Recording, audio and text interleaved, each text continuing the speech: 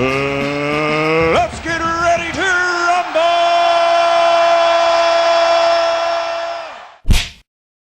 All right, let's go, because you know what I came in to do. I don't get paid for overtime. I'm here to fight. The British Boxing Board of Control been pretty vocal this week. They're saying you can't ignore positive tests. Once the case is finished, then maybe we have to look at our regulations in regard to that. So they're talking about Conor Benn. And this case has went on and on and on and on and on. Now the board know that a lawsuit could be coming from Conor Benn and his lawyers. And they're right. They have to look at their regulations, right? They also have to look at some of their double standards. If they're saying you can't ignore a positive test, why did they allow Hughie Fury, who was popped in early 2015, same time as Tyson Fury, right? Luke fought for a world title. Hughie Fury fought 7 times in between 2015 and 2018, and one of them was for a world title. This all happened when they were supposedly under investigation by UKAD. Dillian, when he had the adverse finding, he was allowed to fight Oscar Rivas until he proved his innocence. They allowed him to fight. They allowed him to fight on the AJ Andy Ruiz 2 undercard in Saudi Arabia, the board. Once again, UKAD missed whatever adverse finding or what they found in Dillian's system. They missed it. VADA caught it. But the board wasn't acting on VADA's findings like they're doing with Conor. So are they singling out Conor Benn? Tyson, Hughie and Dillian were allowed to fight while their cases were under investigation. Billy Joe Saunders, he tested positive by the Massachusetts board, by VADA, for the nasal spray. Now VADA said the nasal spray was taken in competition. UKAD said it was out of competition. But the board weren't concerned about VADA. They didn't care what VADA had to say. It was all about, well, UKAD say it's out of competition. We're sticking by our guys. UKAD. That's a contradiction. You can't just ignore what VADA turn up on one British fighter and then try to impose it on another British fighter, what they find. They didn't give Conor Benn the benefit of the doubt and let him fight Eubank, like they let Dillian fight twice. Hughie fight 7 times. One of them was a world title fight. Tyson fought for a world title while under investigation. How comes Benn is being singled out? Whether Conor is guilty or not, one of his biggest issues has been he didn't get a chance to prove himself innocent. And they called off the Eubank fight. They didn't do that with Dillian. They didn't do that with Fury. They didn't do that with Hughie. They didn't do that with Billy Joe Saunders. And the board had this information for 5 or 6 weeks. They had information on Tyson Fury and Hughie for months. For over a year. Before it became public knowledge. And the fact that they went public in the morning saying it would be best for this fight not to go ahead for whatever reason. And then hours later, the mole came out. Just a couple of hours later. And it was all over mainstream media. It looks like they're trying to scapegoat Conor and save their own asses, which I understand, but it doesn't mean that they don't have to be pulled up and find out what's up with all the inconsistencies going on here. Robert Smith, the secretary of the board, said he is concerned with the rise of MISFITS boxing. He wants to secure a meeting with leaders of the spin-off product to ensure the safety of the combatants. Now, it's been hugely successful, the MISFITS on DAZN, founded by KSI, who is a genius. They have a 5-year deal to broadcast all KSI fights and MISFITS and DAZN X series events exclusively on the platform for the next 5 years. This isn't just about safety. Let me just inform you of that, but we'll continue to hear what the board have to say. The deal is in association with the Salem brothers, Callie and Nice, as well as Wasserman Boxing, but DAZN Executive Vice President Joe Mikowski insists it should not be treated like traditional boxing, but rather a different product entirely. Mikowski is also adamant that all medical procedures around the events, which are not licensed by the board, are stringent. But General Secretary Smith says he has made contact with those in charge at the events as he seeks to ensure no damage is done to the sport as a result of MISFITS. He told the George Groves Boxing Club podcast, "I have spoke to several members of MISFITS about having a meeting because he is concerned. If somebody gets injured it's boxing. It's not Misfits boxing. The first person who's going to get the call is Robert Smith, is what Robert Smith is saying. The trouble we've got is they may not want to come to the board because they know they won't get a license. So there's half the show gone. And I fully understand that. Let's just see what they can supply us with, and let's see how we can deal with it. If we're not happy, then we won't do it. But if we're happy, we'll do it. So KSI may apply for a license with the board, with potential fights against the likes of Tommy Fury and Jake Paul, to make them official. Smith said, we won't start looking at it until he applies, but I presume that he will. But if he's not good enough, he won't get one. It's as simple as that. Jake Paul has a license with California. He's not the best boxer in the world, but I don't think he disgraced himself against Tommy Fury.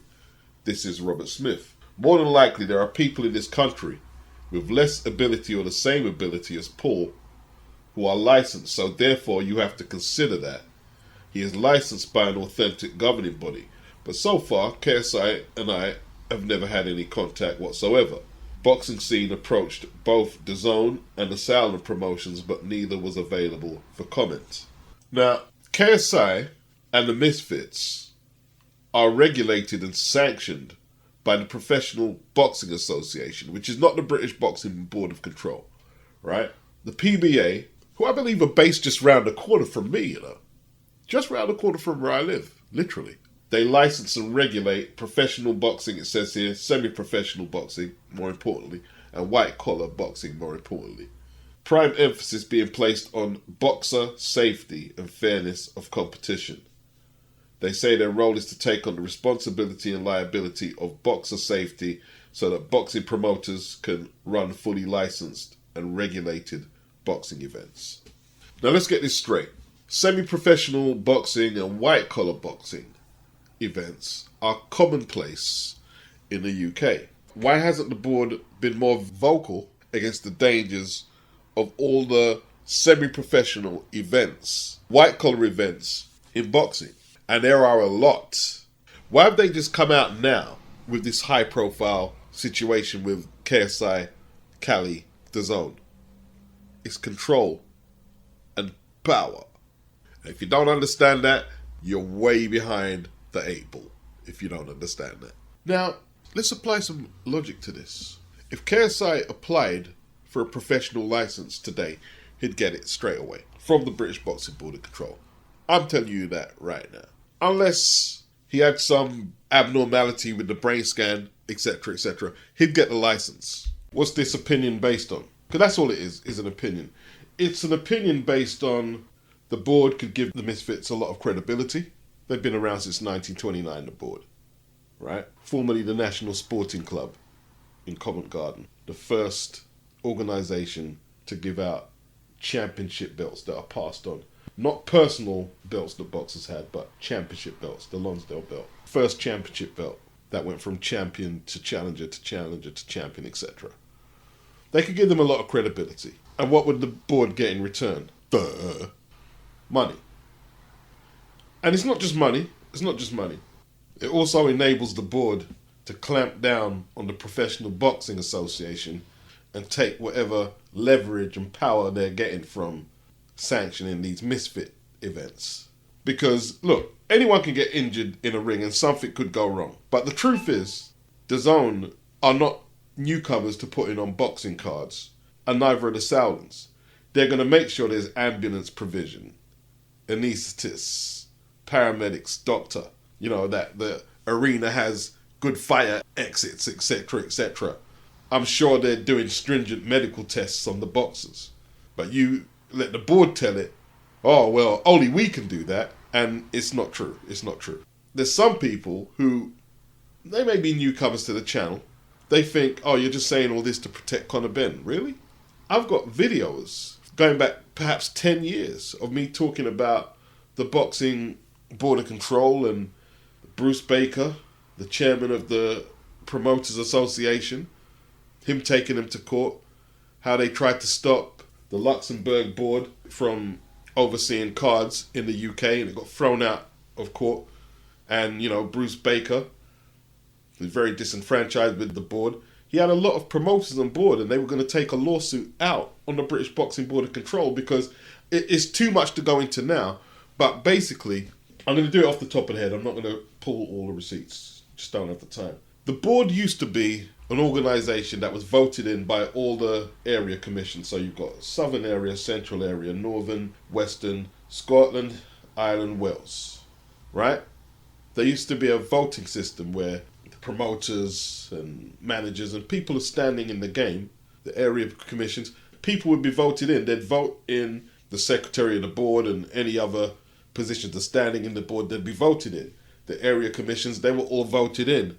And then it wasn't until the cartel, which is Mickey Duff, Jarvis Astaire, Mike Barrett, the cartel disrupted the whole thing because they wanted to basically control British boxing in their pocket, and they did.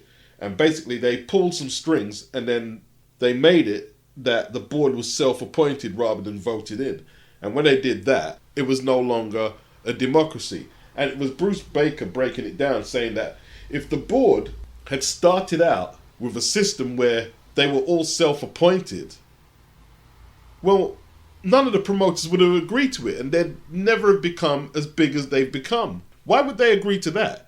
You're paying into a system where you don't have the ability to vote in the people that you want to be in there. And when you want to have a say about something about British boxing, you're getting marginalised because the board control all the positions of power. Nobody would pay into that unless you've got the board in your pocket like the cartel did. There is video footage of Jarvis Astaire abroad, and this is a boxing promoter, telling the media, when I'm speaking on behalf of the British Boxing Board of Control, Mickey Duff has done it as well. Saying, oh no, you won't be able to do that and you won't be able to do this. Speaking on behalf of the board. Yeah, and you're going to say, well, oh, that was all a long time ago. Power is power and corruption is corruption. It don't just disappear like that. Don't be naive. Don't be naive. They've got a thing in the world they call old money. Don't be naive, son. I've got to talk to you like students sometimes. Don't be naive. The way they're looking at it at the board is, if we let the PBA get their foot in the door, and let's say people are seeing, well, they can regulate the sport just as good as anyone. A lot of the small hall promoters are going to say, well, boy, yo, the PBA treat us like adults. They let us have a say, they let us have a vote, they let us express ourselves, they let us have a bit more freedom with certain concessions. They're going to say, yo, what about organisations like Bbboc? Bbboc let us have a say. They let us have a vote. They let us do that. The board don't let us do this and they don't let us do shit. They're treating us like little kids. And they get marginalised. And, you know, it could be a case where the inmates start running the asylum. And they don't want that. They need to regulate this situation as quick as possible, while lining their pockets as well. And overlooking certain things, which they did in the past and today. You know, like certain small hall promoters not having no drug testing at their events. Yeah, lots of people in the British circuit know about it. You know what I mean? I'm not going to grass no one up though. As, you know, I've been part of that circuit, like, you know what I mean? And I don't want to be a grass, like, you know what I mean? Bertie Smalls. No, I'm not going to grass no one up. But yeah, people know about it. What, you think the promoters are dipping in their pocket to go pay UCAD money to go test all their fighters on their show? For how many cards a year? How much money is that coming out of their pocket? I'm not going to tell the story, because if I do, there's going to be certain people saying, bitch, you shouldn't be saying all this. But I'll just tell you a bit. Lennox Lewis would have a nice story to tell you about his old promoter, Frank Maloney, and Frank Warren. He'd have a nice story to tell you. And the board allowed all this to take place. And let me tell you this now. One person that the board would never upset is Frank Warren. Because Frank has so much dirt on that organisation. So much. But look, if you're a little naive, I'm telling you now, this is not about health and safety, right? If you're dealing with health and safety, you don't worry about DAZN, you don't worry about the Sowlands, you don't worry about them guys, because they're old pros at this. They have money. Their regulation is in place as well as anybody out there, regardless of who the sanction body is looking over the event, right? If you're worried about health and safety, you go to the joints that are not promoted well, where there's no glamour and glitz, and there's no billionaires backing the platform or the streaming app, where some proper hard nuts are organising the events. The world Frank Warren came from. But they're not going to fuck with that. Probably too shook to do that. But I'm going to imagine there is a lot of cowboys out there putting on white collar events where often the fighters have to pay just even to get on the card. People going in the ring out of shape. No medicals. No proper medicals anyway. And lots of people do get injured. But, you know, the people who get injured, they know the risk going in there. And a lot of them don't snitch. They don't snitch and say, yeah, well, I was on this white collar boxing event and got injured. You'll be tackling the grassroots white collar boxing. That's what you'll be doing if you're really worried about health and safety. You know, some of these people organising the events, if you want to get involved and fight, you'll pay them a certain fee, and they might have a gym where you turn up and you do some basic training, but not much. You don't get much basic training, and they may get you a medical certificate to pass you to fight. How legit or authentic any of that is, I don't know. That's what the board should be tackling. And they know that. And look, there's a lot of serious injuries and deaths in recent years from white collar boxing, but it's gone under the radar. I just went online and I picked up a couple of stories, and these have all been in the last 4 or 5 years. 2 or 3 of them from 2022. And there's a lot more. If you was a white collar boxer, would you rather be at a MISFITS event or one of them low key affairs where there probably isn't no paramedic or anaesthetist on board, or a doctor, or just basic safety in place? Here's an extract of me talking about the return of celebrity boxing in 2020. This is when a lot of people started complaining about Logan Paul and KRASSYUK. Here's what I had to say. Early part of the millennium, around 2002, there was a celebrity boxing circuit in Britain. We had Ricky Gervais versus Grant Bovey. These fights were held over a duration of 3 90-second rounds. All of the money went to charity. In 2002, you had Grant Bovey versus Ricky Gervais. You had Bob Mortimer versus Les Dennis. Then in 2003, January 2003, the BBC postponed all televised celebrity boxing matches after intervention from who? The British Boxing Board of Control. The British Boxing Board of Control were threatening to revoke the licenses of the trainers because it feared the bouts were dangerous. So they had to cancel the fight between Spandau Ballet singer Tony Hadley and political reporter John Pienaar. And there was another fight between Donald McIntyre, an investigative reporter, and Darren Day. Them fights were cancelled because the British Boxing Board of Control were claiming that these fights were dangerous. These 3 90-second round fights were dangerous. Now, these were big hits with the viewers, pulling in big figures. And the British Boxing Board of Control had to resort to threatening withdrawing training licenses to stop these fights. Do I really believe they did that on the grounds of safety? And they were saying it was promoting unlicensed fighting. What, in other words, you're not getting a sanctioning fee? Or were the likes of Barry Hearn and Frank Warren a bit put out by the celebrity boxing matches? They were probably getting bigger gates, live gates, and bigger TV audiences than Frank and Barry. I wonder if they had any influence on the British Boxing Board of Control's decision to start throwing their weight around. The YouTubers have their own box rec. I don't know who's behind it, if it's box rec or not, but they have their own page because their fights don't register in the professional box rec or the amateur box rec. KRASSYUK has been doing these celebrity fights in the UK since 2018. How comes when he's on DAZN with a recognised promoter in Cali Sowland and this MISFITS thing, do we hear the board and their concerns about safety for the participants? The timing is suspect. It's suspect. I have seen several television programs about unregulated white-collar boxing shows expressing their concern. I didn't see no members of the board on none of these programs. I bet you any money, I'm willing to bet on some of these programs I've seen several of these programs, that the producers reached out to the British Boxing Board of Control, who were conveniently unavailable for comment or input. Leave KRASSYUK and Wasserman alone, right? Leave them alone. These people have money. DAZN have money, KRASSYUK has money, Wasserman has money. Their shows are regulated better than a lot of small hall shows running in the UK, where I know for sure there's been no drug testing. And I'm not going to put the names of the promoters or the venues. I'm not going to put them out there because I've got too much respect for the circuit. I used to be part of it before the COVID shit, right? And these are professional boxing shows. What, you think the promoter's paying out money for testing? No. What can the board do about it? Or what are they doing about it? Right, to the grammar Nazi. In London, his name is Usyk, mate. In Ukraine, it's Usyk. But in London, it's Usyk. And if you don't fucking like it, you can do one.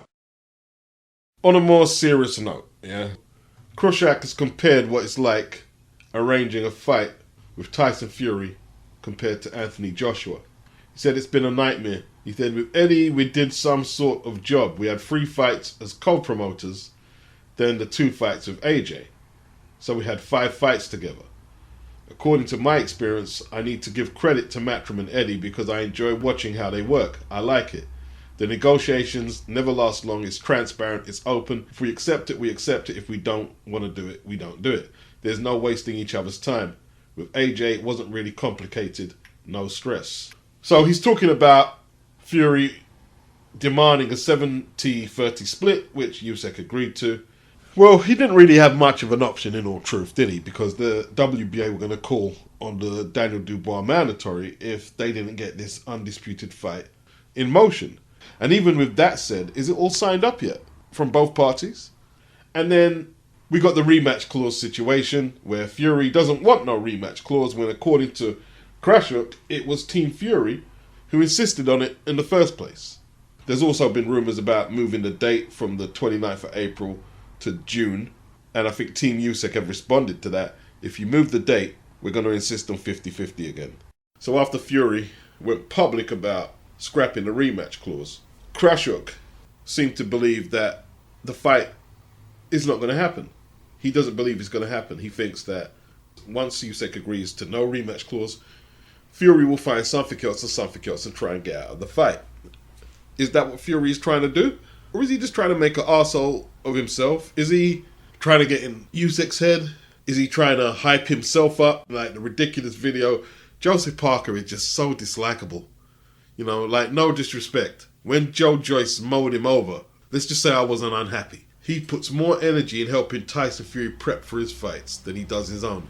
It's ridiculous. If Fury is playing games, mental games, he's pushing it close to the perimeter. Because there could come a point where Usyk calls off, saying, no, I'm not dealing with this no more. Usyk appears to be the unfazable boxer. And Tyson Fury, he wants to test that out, obviously. He wants to test that out. For the first time, we've seen Usyk have to make nicknames for his opponent. Greedy Belly. Like, you do that. For the first time, we're seeing him have to exchange verbally with an opponent pre-fight. AJ didn't make him do that. Garcia didn't make him do that. Not even Bellew. They didn't really, there might have been a few bars here or there, but there was nothing of any consequence worth mentioning. Whether it has any bearing on the fight, I don't know. We'll have to see. We'll have to actually see them lock up in the ring and see how that goes down, and then we'll be able to assess it further. I mean, resume, Fury's never going to catch up to a Muhammad Ali resume. I just don't think he has the time or the inclination or the skill for that matter to do it. And he's very skillful, but Muhammad Ali's just another level. But comparisons to Ali, okay, Ali used to try and get in his opponent's heads. He did. But he did it differently though. Like when the Frazier fight, the first fight was signed and their guarantees were there 2.5 apiece. Then he got stuck into Joe when the fight was signed. Fury is using the split against his opponent and rematch clauses. I might do this. And the fight's not even signed and he's trying to gain an advantage. And if that's his style, that's his style. I'm just saying Ali's ethics were a little different. And Ali did some stuff that you could say was distasteful in terms of smack talk and mind games. He did, but at least he waited until the contracts were signed up and the fight was signed up and we knew the fight was happening. And then he'd go to work with his mental games. But holding clauses as a tool in the mental games and splits and stuff, you know, Fury started bragging that I mugged you off 70-30. Alex, Usyk's manager, you sausage. Borat wants his voice back, you fucking bum. You get what you're getting, don't worry. You're the worst manager in history. You got your fighter to accept 30%, you bum dosser. Ha ha ha ha! You're not that clever, are you bum? You got outwitted by a man who never went to school in his life. Sausage. Keep talking, your boy's going to get smashed. And he's going to be beltless like the other bum, AJ. Come on! Rule Britannia, motherfucker. The thing with nationality and race today, you know, people keep talking about, oh, if a white person had said what you had said, or if a black person had said what you had said, well, just speak your mind. If you got something you think people need to hear, say what you got to say. But what he was saying about Borat and stuff like that, you know, like, I'm sure there's going to be some Eastern Europeans / Central Asians who are not going to be amused. You know, yeah, you sound like Borat. Because Borat's a joke, right? Let me like, I know there's a lot of people from the regions who don't like Sacha Cohen playing that role. Because he's making a mockery of the intelligence levels of people from them regions. You know, Borat spent too much time in the mountains, doesn't know nothing about the modern world, doesn't know nothing about business. But, you know, it is what it is. No one's going to die. And then you've got Ryan Garcia. He's saying Tank got his way with the contract. He should have said no. I fought a lot coming up. So I'm just happy to be a part of this moment. Sharing the ring with a young fighter like Ryan Garcia, that's willing to dare himself to be great. He talked his way into this fight, and April the 22nd, he's going to have to be able to show it. Ryan said he likes to fight people with no power, talking about Tank. So he's trying to weight drain me. There's a rehydration clause. Ryan can't gain more than 10 pounds. There's a lot of stipulations in there that show what kind of character he has. Ryan said he was tired of the misconception about himself, and he thought to himself, you know what, I'm going to do whatever I have to do to make this fight happen. He says he picked the fans and he's picked boxing in itself before himself. Because a lot of the time during this negotiation, he's saying he probably should have said no. You know, there's a catch weight of 136. Ryan's last fight was stipulated at 140. But at the same time, you know, you're going to complain that you're being disadvantaged. Javier Fortuna is not a 140 pounder. You could argue that he was seriously compromised coming in at that weight. Tank said, Ryan is a baby clown. He shouldn't be talking, he should be working. He agreed to everything. We just went like this, throwing hands out, and he just agreed to everything. And I did say, if Ryan is knocked out badly, the rehydration clause is going to come up, the weight stipulation is going to come up, on all that shit there. He's not just going to take the L like a good sportsman. No. Either him, his dad, or Golden Boy are going to bring up the stipulation or the weight clause, or his fans are going to do it. And I don't like the rehydration clause. I don't like it. I think they should do away with them in boxing, to be honest. The fight should be at 135, period. No rehydration clause. Ryan says he's sacrificing for the fans. I'm not impressed by that either. You know, like, you're not doing it for the fans, you're doing it for yourself. Time is of the essence. Like, Ryan turned down a fight with Devin, a title fight, and how much fights has he had since the WBC eliminator with Luke Campbell? A couple. It's about time he sacrificed something to make a big fight. And at the same time, I don't like some of the stipulations that Gervonta Davis has put on Ryan either.